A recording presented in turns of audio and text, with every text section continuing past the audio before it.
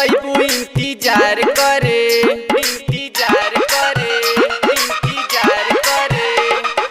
माई तोहर बेटा तो से प्यार करे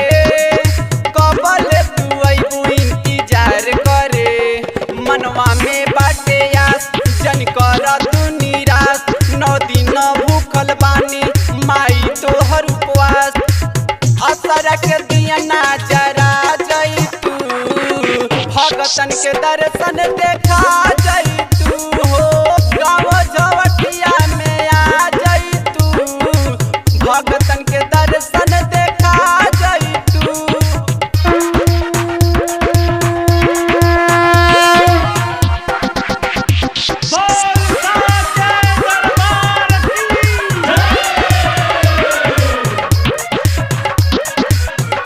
भगतन के गिरे माई लोरावा हो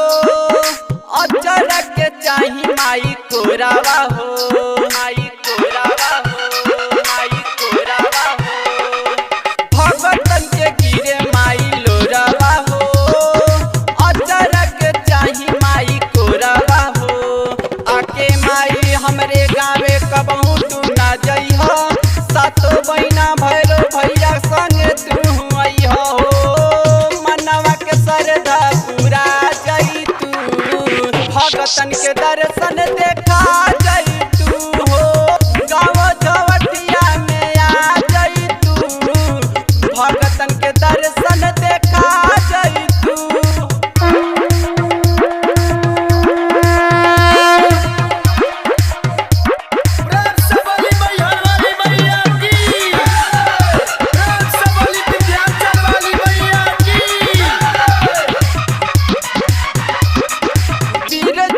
फारूक लिखे भजनिया हो रोबी रंगीला पड़े चरनिया हो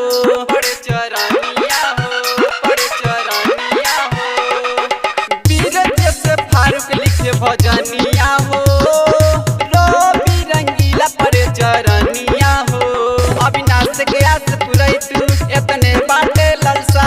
माई दर्शन तू देखै तू हो छछन लगिया जुरा जई भगतन के दर्शन देखा